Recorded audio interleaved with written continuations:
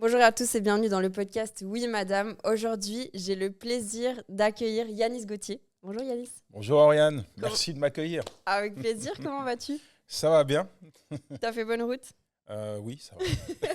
Yanis nous vient de France, il est pasteur et évangéliste. Je le connais depuis quelques années et c'est vraiment un grand plaisir pour moi de l'avoir sur le plateau aujourd'hui avec nous. Yanis, est-ce que tu peux te présenter en quelques mots? Quelques mots, je m'appelle Yanis Gauthier, tu l'as dit, je suis conférencier, j'interviens régulièrement dans les prisons, dans les structures académiques, dans les églises, un peu partout.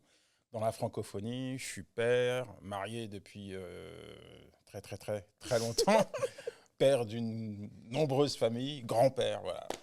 J'ai tout, voilà. Voilà qui je suis. Ok, merci beaucoup. En quelques mots, donc tu nous as dit qui tu étais. Moi, j'aimerais bien savoir maintenant vraiment ton parcours de vie, qui est, je préviens, assez incroyable quand même, et ta rencontre aussi avec Dieu. Voilà.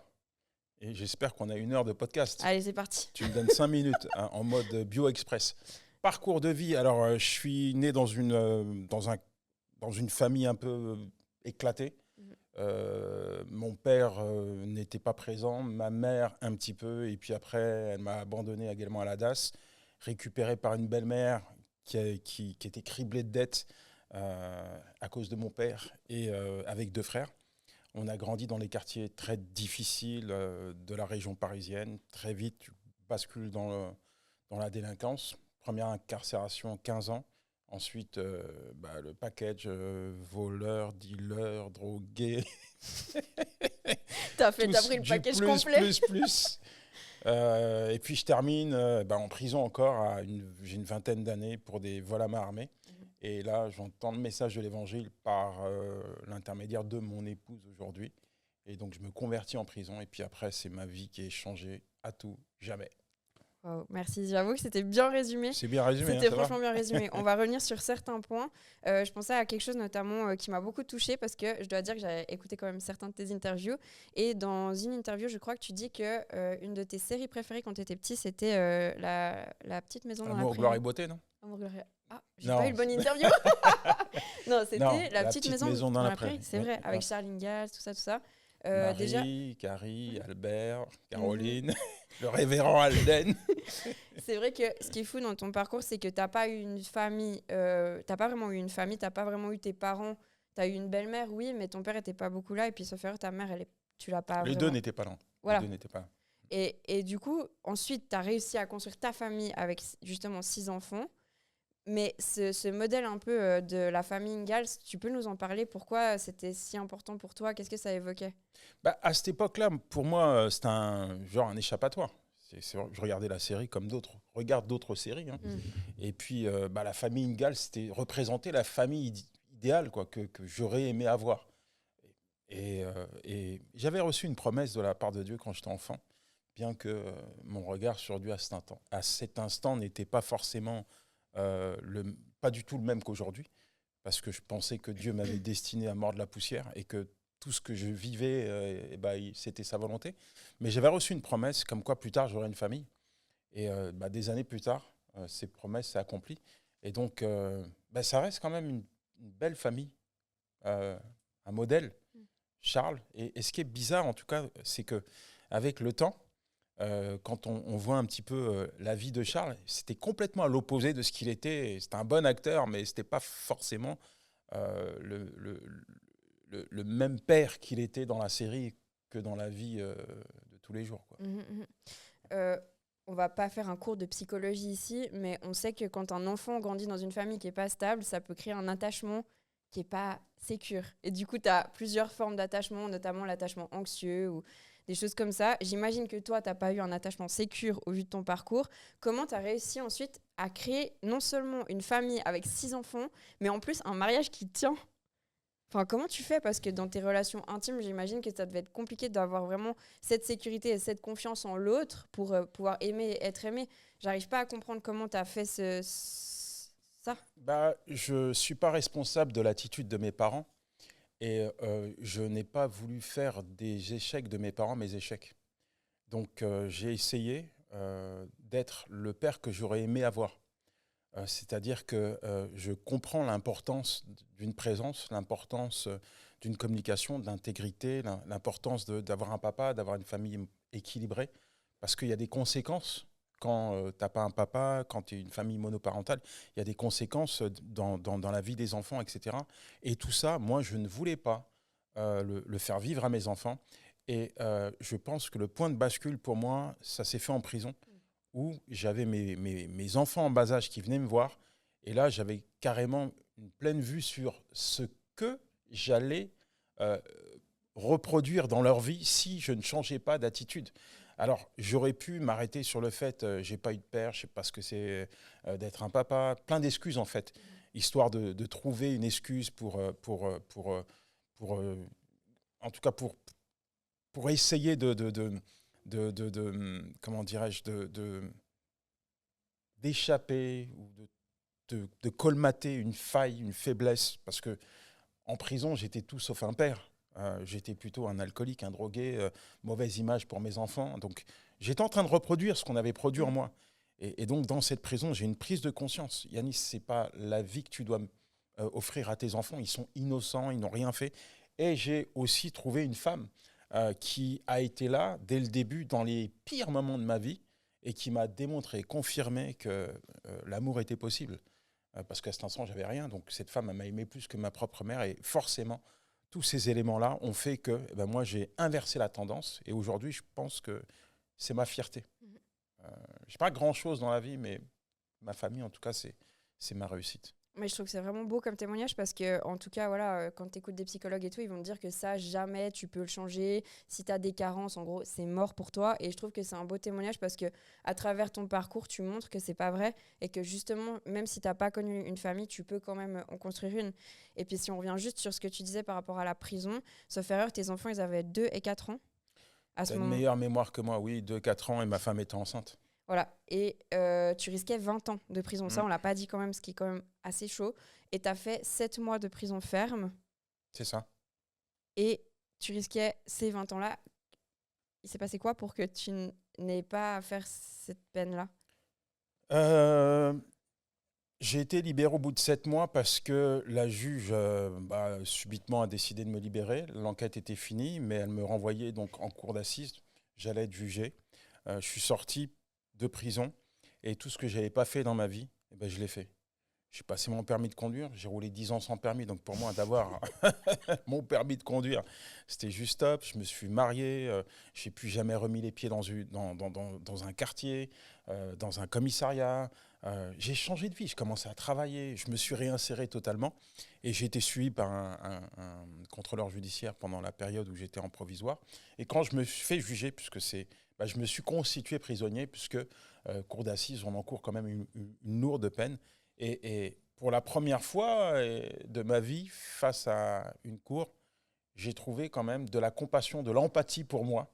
Et ils ont constaté qu'effectivement, j'avais changé. Ils ont décidé de me donner une chance en me mettant une grosse peine de sursis. Donc, j'ai saisi ma chance et je n'ai plus jamais remis les pieds dans une prison, si ce n'est pour aller prêcher l'évangile. Et je dois dire, Oriane, que je n'ai jamais été autant en prison que depuis que j'ai donné ma vie à Jésus. C'est vrai, c'est vrai. Et moi, j'aimerais dire quelque chose, c'est qu'une des premières choses que tu m'as dites quand on s'est rencontrés, je m'en souviendrai toujours, c'est que t'as mimé comme si tu avais un livre dans la main et tu le jettes comme ça à la poubelle et tu m'as dit, Oriane, tu dois pas jeter ta vie à la poubelle comme ça, fais-en un livre. Genre, ta vie, elle a de la valeur. Et moi, ça m'a un peu bousculée parce que j'ai aussi mon passé et j'ai pas fait les choses toujours très bien, même si j'ai pas forcément fait de la prison, j'ai fait d'autres bêtises. Et du coup, j'avais pas forcément conscience de ma valeur. Et puis à travers cette phrase, ça m'a quand même fait réfléchir. Et je t'ai aussi entendu dans des interviews, tu dis que tu te sentais sale. C'est écrit dans ton livre aussi que t'étais pas bien avec toi-même. Donc, qu'est-ce qui a fait qu'à un moment, tu t'es dit, mais je peux pas me cracher dessus comme ça encore Alors, longtemps. C'était quoi ta vie, Oriane ? Allez, on va changer de Non, posture. non, c'est moi C'est moi qui fais l'interview, c'est toi qui réponds. Non. On en parlera une autre Ah fois. non, je pensais que j'allais y aller, hein, mais je respecte. On fera un C'est épisode toi de l'animatrice de... Oui, madame. Ah, c'est oui, monsieur, là, pour Oui, le coup. mais, C'est pas- oui, parce oui, que, oui. Oui, messieurs, dames. messieurs, dames, ok. On peut faire ça si tu veux. On peut faire une partie 2 si tu veux, on échangera les rôles. Qu'est-ce qui a fait... En fait, j'étais un peu comme toi, dans le sens où quand tu as grandi dans le milieu dans lequel j'ai grandi, on se ressemble tous. Tu vois, on a tous malheureusement des vies cabossées, pathétique. Je veux dire, des gens comme moi, il y en a plein. Et je ne trouvais pas une quelconque valeur dans ma vie. Et pour moi, changer de vie, de me mettre à travailler, me réinsérer, avoir la belle image, une image lisse du père normal, quoi, ben, ça me convenait, tu vois. Je n'ai pas besoin de raconter les travers de ma vie. Je n'ai pas besoin d'aller déterrer les ordures de mon passé. Mais entre ce que je veux et ce que Dieu me demande et ce que Dieu me dit, il y a une différence parce que Dieu me fait comprendre que, ouais, je peux rester comme ça, mais ces personnes qui te ressemblent, si toi, tu dois aller leur partager ce que j'ai fait dans ta vie, il faut bien avoir des points d'ancrage. Il faut bien qu'ils puissent s'identifier à un moment donné à ce que j'ai fait dans ta vie, à ce que tu as vécu. Donc, la première chose que j'ai fait avant même de témoigner, c'est d'écrire et de raconter. Et Dieu m'a dit, écris, consigne ta vie sur un livre. Et en fait, ça a été le point de départ. Et j'étais loin d'imaginer tout ce que Dieu allait faire avec ça, avec cette histoire. Mon histoire, il y en a plein comme ça. Mais quand Dieu pose sa main sur une histoire, il en fait ce qu'il veut. Et aujourd'hui, je peux dire, au-delà de ce que je peux vivre dans les églises, voilà, quand je rencontre des gens, ce qui me fait le plus plaisir, si je dois en retirer une satisfaction, c'est de voir tous les gars en prison qui se sont convertis à la lecture de ce livre.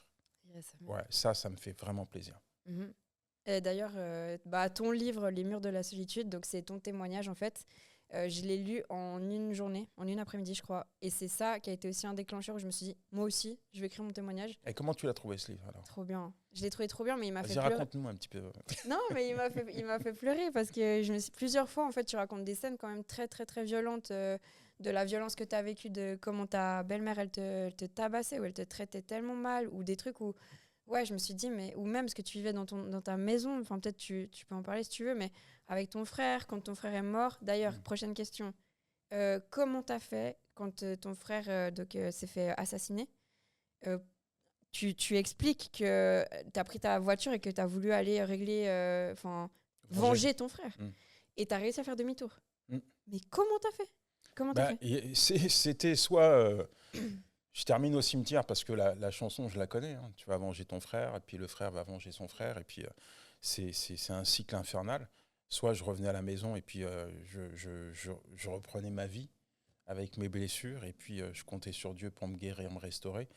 Et puis j'étais un père présent pour mes enfants et un mari pour mon épouse. Ça a été une déchirure intérieure parce que quand tu grandis dans un quartier et que tes potes te disent ton frère il s'est fait tuer, il faut aller le venger. Si tu ne fais pas ce qu'il te demande, bah, tu es considéré comme un lâche. Mais en même temps, est-ce qu'un père qui vit pour lui-même et qui passe 10 ans de sa vie en abandonnant ses enfants, est-ce qu'il est un vrai père ? En tout cas, moi, je pense que le vrai père se manifeste par des actes courageux, par des sacrifices également, pas pour faire plaisir à ses potes, mais plus pour servir les intérêts de sa famille. Donc, je suis rentré à la maison. Je ne pouvais pas changer ce qui s'était passé. Mais j'ai l'impression que la mort aussi, c'était quelque chose de peut-être dans les cités plus courant, puisque tu expliques aussi que tu avais perdu un ami qui s'était fait tirer dessus à côté de toi. Il y a eu la mort de ton frère. J'ai l'impression que c'est bizarre de dire, tu dois plus vivre avec la mort peut-être qu'ailleurs, mais en tout cas, tu la sens plus, ou je sais pas si c'est vrai ce que je suis en train de dire. Oui, bien sûr, la mort, elle est partout. Le matin, tu te réveilles, tu sais pas si tu as terminé la journée. Et puis, t'en as qui jouent avec ça. Tu vois, quand tu t'injectes de l'héroïne dans les veines, tu sais que tu peux faire une overdose, mourir. Quand tu prends ta voiture complètement explosée à l'alcool, tu sais que tu peux faire un accident. Et cette vie-là, c'était la mienne. Et j'ai perdu beaucoup d'amis comme ça. Après, voilà, la mort, elle est partout. Mais au travers de mon frère, j'ai été touché de plein fouet parce que mon frère avait vraiment beaucoup d'importance pour moi. Mais je ne peux pas ignorer aussi la vie qu'il a menée. Et malheureusement, parfois la mort... on ne veut pas la connaître, mais on la cherche. T'entends quoi par là ? Parfois, on vit une vie qui est dangereuse. Mon frère, il a fait 19 fois de la prison, très violent. Sa vie, ce n'est pas quelqu'un avec qui tu pouvais marcher en mode sécure, quoi. Il y avait toujours des galères avec mon frère, toujours des problèmes. C'était un nid à problèmes. On aurait pu l'appeler problème, d'ailleurs. Mais il vivait comme ça. Mhm. C'était sa vie. Ouais. Après, je respecte ses choix, hein, même si je ne les approuve pas. C'est pas la vie que je souhaiterais à qui que ce soit. Tu nous as parlé justement de ton rôle de père. Et puis, c'est une question qui est totalement différente, mais actuellement, ou ces derniers temps, ces dernières années, tu as de plus en plus de notoriété. Tu passes à Touche pas à mon poste, tu passes à RTL, pardon, à Canal+. Comment tu gères la notoriété en tant que père de famille aussi, de manière générale, et en tant que père de famille, est-ce que ça change quelque chose pour toi? Ça change, ouais, ça change pas mal de choses. Je me terre plus dans mon coin et dans mon village. Contrairement à ce qu'on peut penser, je n'aime pas trop la lumière. Je fuis même la lumière, mais après, il y a ce que je veux et puis il y a ce que Dieu fait. Et je trouve que les passerelles de communication comme ça sont des bons moyens de communiquer l'évangile. J'y vais pas pour mettre en avant Yanis Gauthier. J'y vais parce que Dieu me le demande et aujourd'hui, on a des moyens de partager sa vie, de mettre en avant certaines choses qui démontrent, confirment, affirment que avec Jésus, c'est possible de changer. Après, dans ma vie de tous les jours, c'est pas toujours superbe de pas vouloir, pas pouvoir faire ce qu'on veut. Tu as l'impression que ça te bloque, enfin, qu'il y a... Faut quand même prendre quelques précautions. Mais ça va avec. Hein. Mhm. Ok. Est-ce que tu peux nous parler de ton projet des prisons du cœur? Les prisons du cœur. Les prisons du cœur, c'est ce qui nourrit, en tout cas chaque jour, la vision qui est sur mon cœur, celle d'atteindre les détenus de France et de la francophonie, parce qu'il y a beaucoup de misère, parce que, comme je te l'ai dit, mon frère a fait beaucoup de prison et que moi aussi j'ai fait de la prison. Je sais ce que Dieu est capable de faire dans la vie d'un détenu. Et aujourd'hui, les prisons sont un lieu obscur. Pourquoi ? Parce que on ne met pas en avant tout ce qui se passe. Pourtant, la prison, c'est un lieu de pénitence, un lieu de souffrance, et pour le détenu, mais également pour sa famille.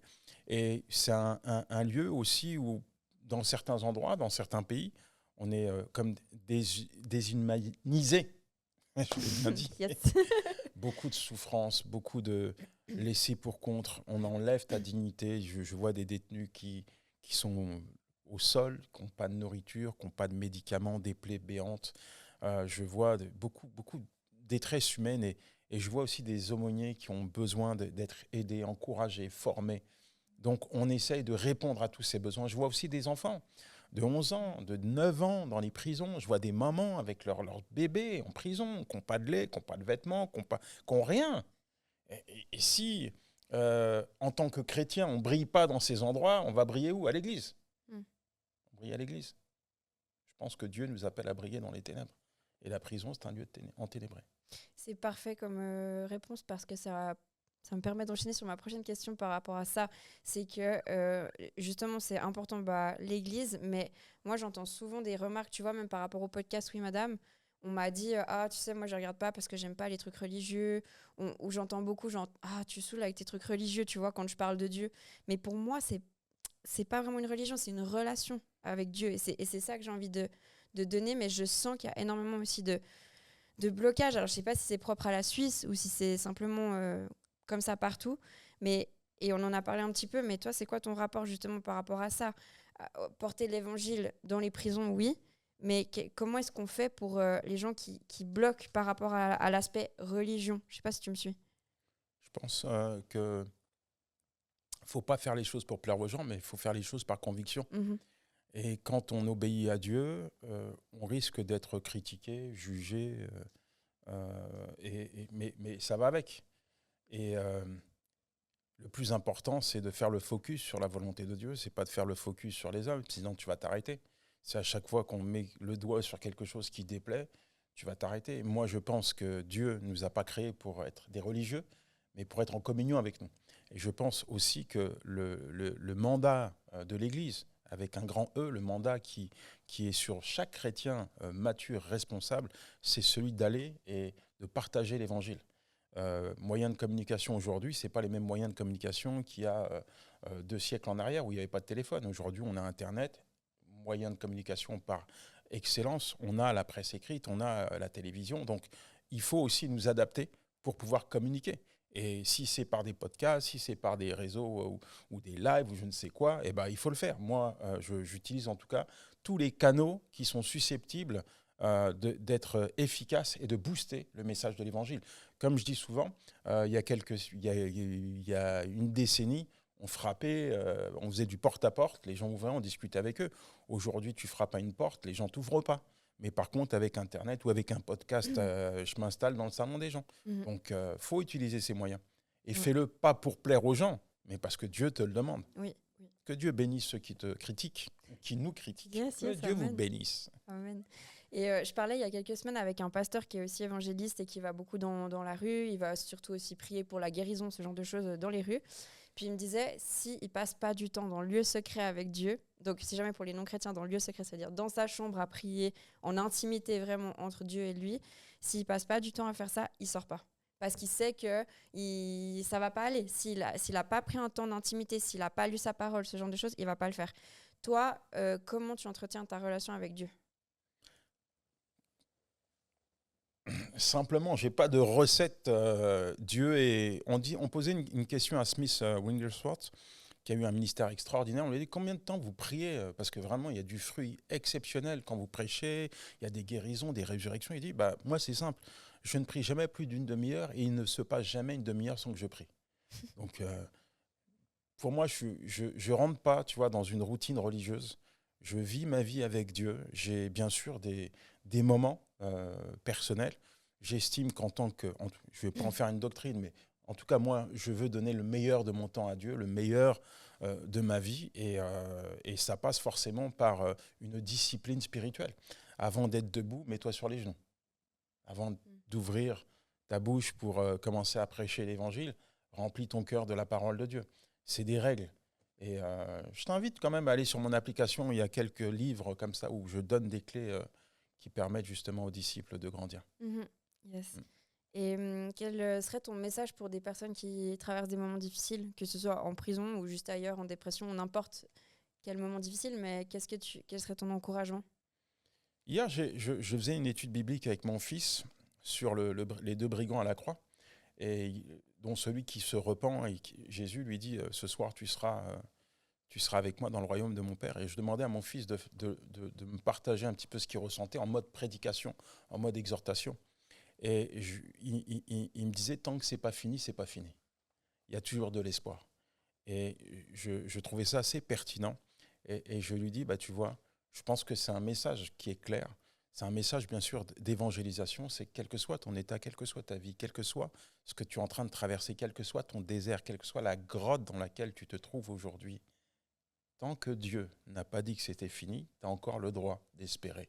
Il est là et il peut te sortir de cette situation. Tourne-toi vers lui comme ce brigand l'a fait et expérimente sa restauration, sa guérison, sa délivrance, sa provision dans ta vie.